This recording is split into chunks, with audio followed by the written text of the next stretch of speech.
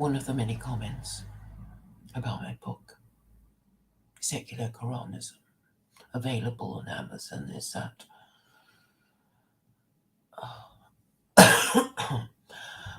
well, the latest one tweeted to me is that it would be more interesting if I wrote a biography, an autobiography. I imagine for certain people, such a book might be more interesting, but I don't regard my life as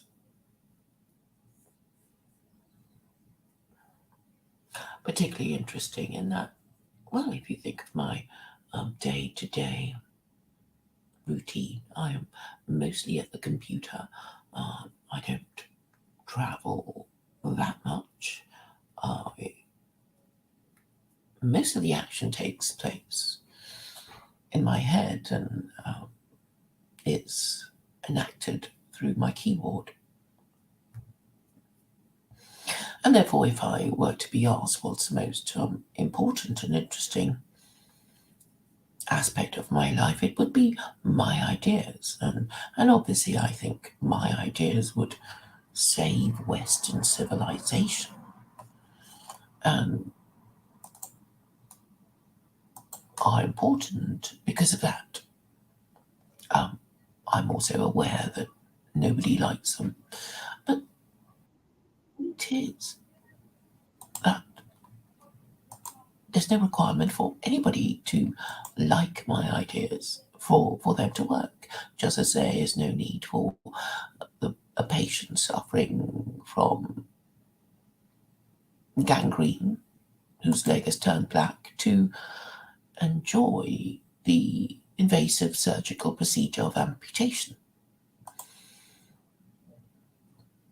So the only way to defeat my idea is to say it wouldn't work. But of course, there's not that much likelihood of it being implemented since they are so unpopular. I'm just saying that if there was an unquestionable chain of command in the Western in the West, I assume that it would be America. A few years ago, some retired military people were talking about how necessary it is to have an unquestionable chain of command, which is clearly what they don't have. We already know that Biden is not in charge, and if Kamala Harris were to take over, she wouldn't really be in charge either. She would be the puppet of those who control things behind the scenes, whose names we won't know. There is a popular, well, okay, there is this belief that Obama is running things even now. But I'm sure there'll be people pulling his strings. But if there were an unquestionable chain of command, then what I'm saying would go straight to the top, and whoever's in charge would consider it and give a thumbs up or a thumbs down. And at the moment, I don't think even the people at the top know who's really in charge. There's, I guess, a kind of uneasy truce. But I'm saying that the most powerful section of the ruling classes would be the fourth estate. And I guess I'm still waiting for permission to be platformed, because that's the only way I can see the rolling out of secular Quranism. I do boast that if there were saturation coverage of secular Quranism, this changing of hearts and minds would be done by Christmas. And so I need somebody in charge of the media, at least in Britain, to platform me, and they won't. But it's not them really that I'm I'm really complaining about at this stage. I'm talking about people at the bottom, the people I bump along at the bottom with. And they have their own groups and they have their own YouTube channels that are bigger than mine. And they're the ones who just aren't capable of having a dialogue about anything. I wonder if I should name names. I think at this stage I should just refrain from doing so because I haven't yet received a definite no. I'm receiving a silence, people not wanting to engage with me. Now, there are two ways of engaging, of regarding it, as an obstacle, as an obstruction, as an insurmountable problem, or I could interpret it as I've won the argument, and that's why they won't engage with me because they know any engagement with me would begin the route to defeat an argument.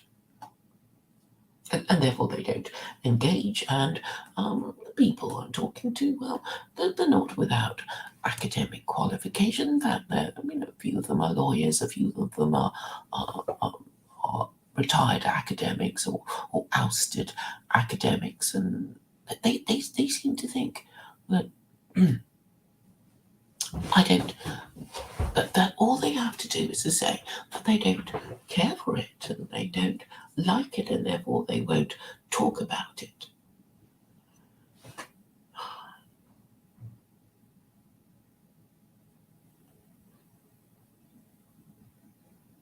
And this presupposes a mindset of, obviously it's atheism. If you're an atheist, you think, well, somebody told me what I cannot argue against. That means I've lost the argument, but I still have the option of ignoring them, not acknowledging that they are correct in their statement of fact, correct in their line of argument, and correct in their appeal to whatever moral system they are appealing to.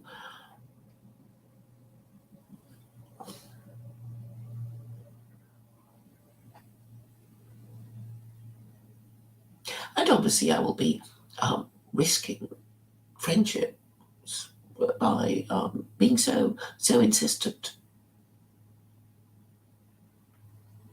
Friendships, alliances, I don't. Well, sometimes it's hard to draw the line.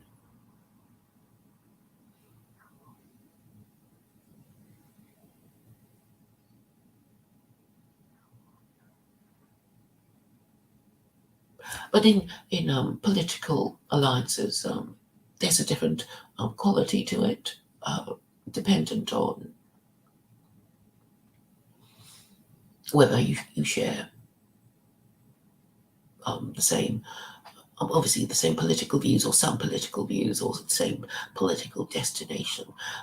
As you all know, not all nationalists agree with each other, and ethno-nationalists disagree with each other, as well as disagreeing with civic nationalists, and civic nationalists also disagree with each other. And I'm saying that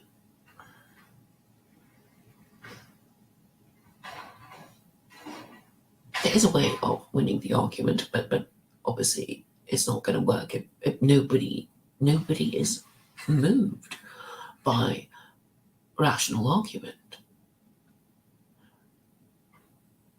And so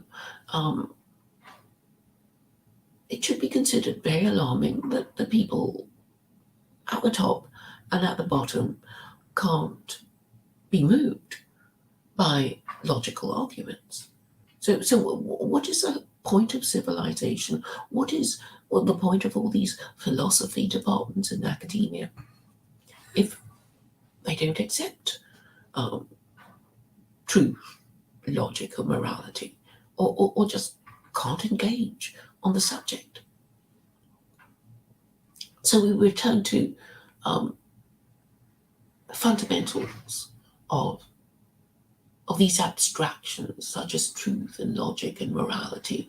You can't see them, obviously. We can talk about what they are, what they're supposed to do. Does truth serve a purpose? Is truth sacred?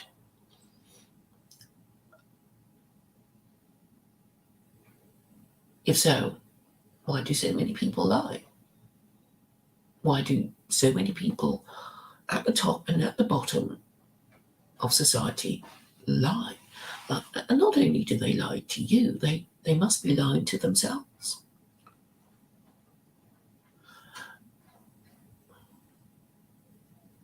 So it is obvious that we live in a society where truth is not valued, nor is logic valued. So people, they kind of make it clear to me that yes, you won the argument, but we don't accept your argument. We can ignore it, and we are more than you.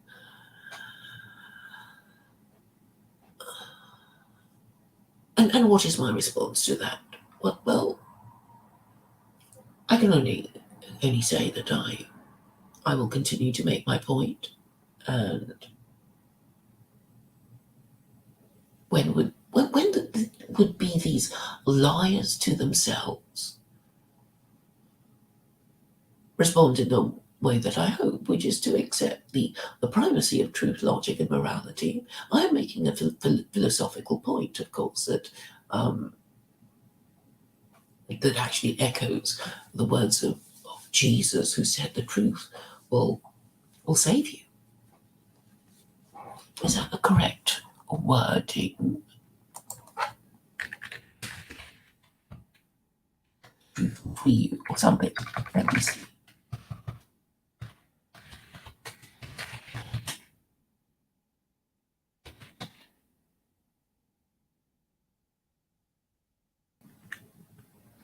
The truth will set you free. Set you free from what? It will set you free from lies, obviously, and nonsense, ideas that don't work, as well as immorality. I concentrate on truth, logic, and morality, and in the hope and expectation that the only three items that people would be able to remember in the same way that liberals talk about liberty, equality, and fraternity.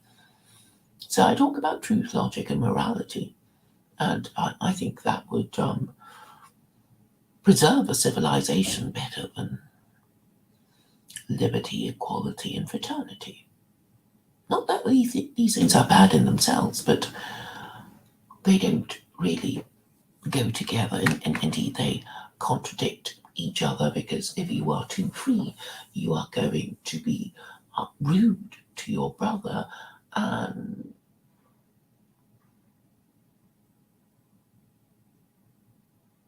yes, particularly on the assumption that you're equal. If you think you're equal to everyone else, you will be arrogant and unpleasant to them, and they will hate you, and you will not be able to bring about the fraternity that you wish to bring about. Well, truth, logic, and morality are like, well, the three lines that make up a triangle. So I think people should worry even more that so many people seem incapable of engaging on these issues. That they somehow think they have to like me in order to engage with me. It's not that I'm being particularly unpleasant to anyone. I don't think so. I actually make a point of not accepting insults and letting it wash over me, and being non-reactive when people are being rude or passive aggressive. Over the years, I've learned how to take these things easily.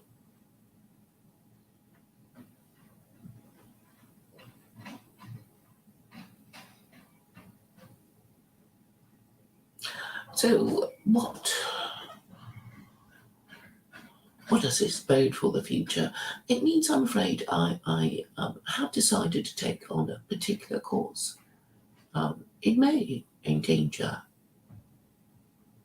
a friendship. But it's sort of like money, isn't it? You say you save for a rainy day or something, and maybe the rainy day doesn't come, or maybe you should have spent it on something instead of not spending not spending it. And I suppose um,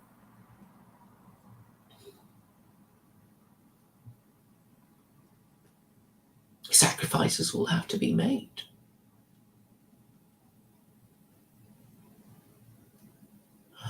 But it's disappointing that academics can behave in this way.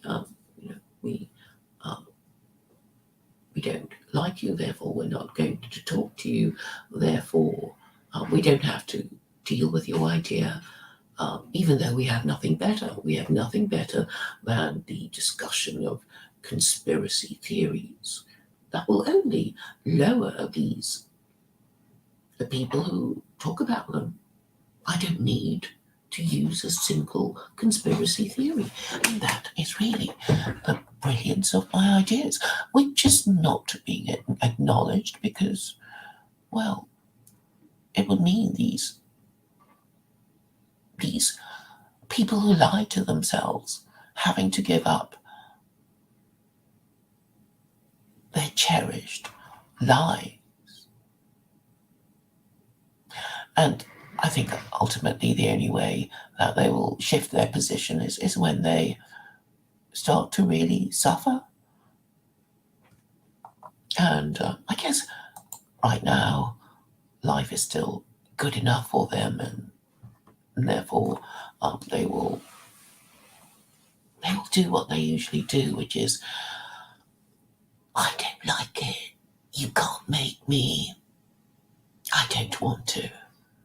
Which is all about rejecting truth, logic, and morality, and preferring to worship their own dumb opinions that they don't want to give up, even though they know that their ideas and opinions have been exploded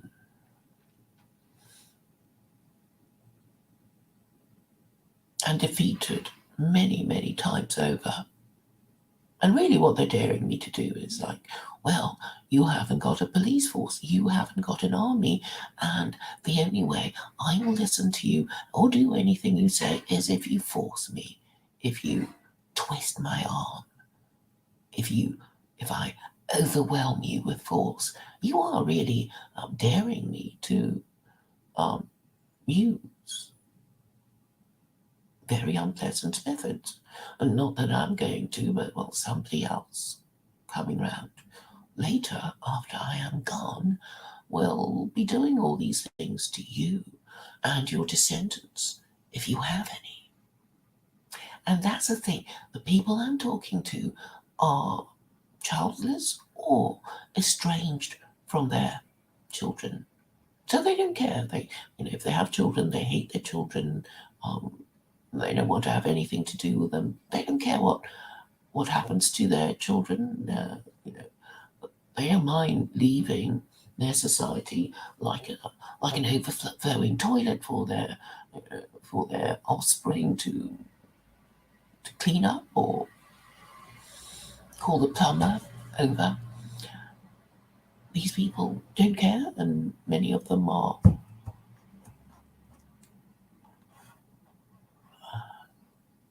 narcissists, I would say. They either have a personality disorder or a learning disability or a addiction problem.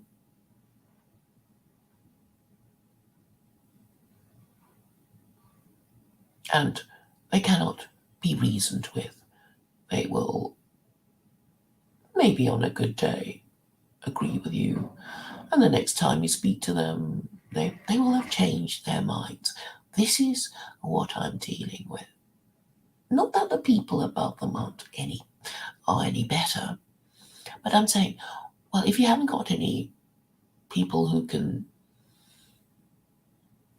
hold a certain view and act according to that view and talk rationally and make decisions rationally based on undisputed truth, then you're not actually dealing with rational people who, forget everyone else. I mean, obviously, these people can't even look after themselves. They don't care about their children or anyone else. It is they are living from day to day.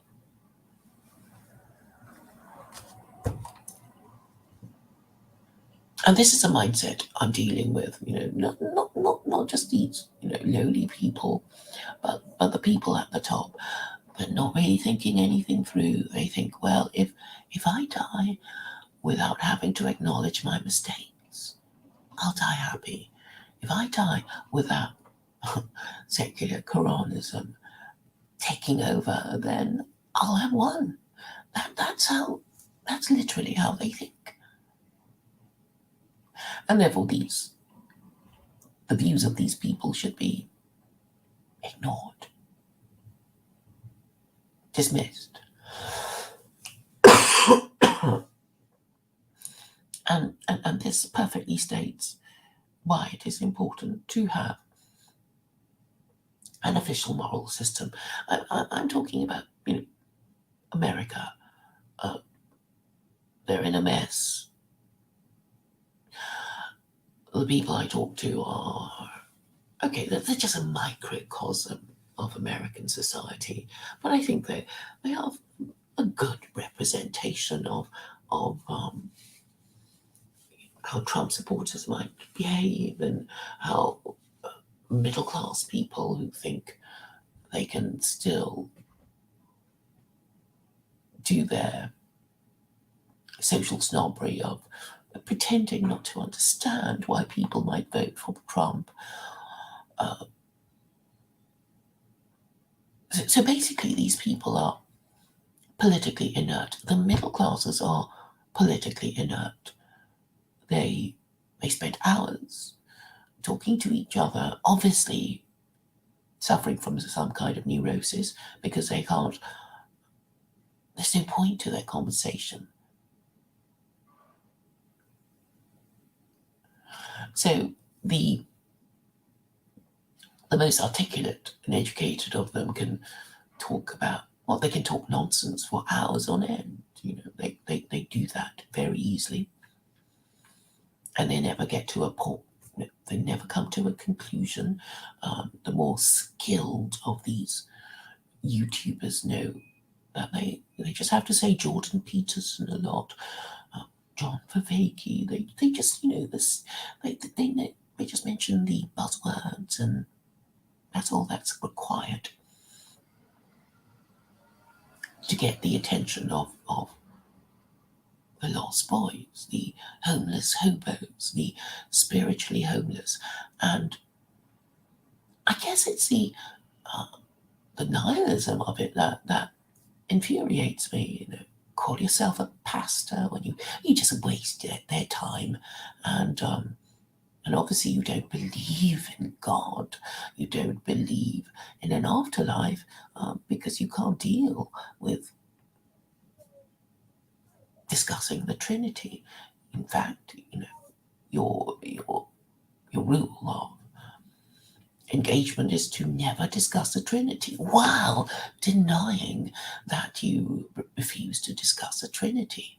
And those stupid people, they accept this, yes, I'm black and white at the same time, all over.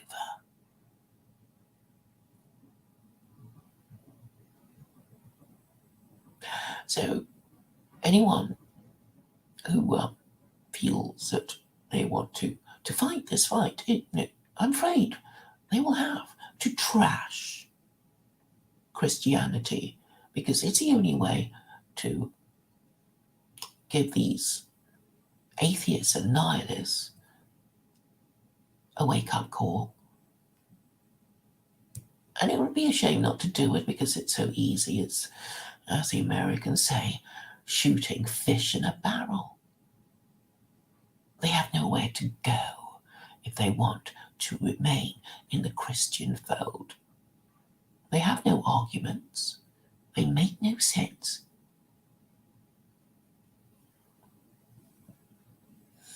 And I think Jews and Muslims, if they were being organized, can really, really frighten them by acting as one, asking the same question, making the same point over and over again.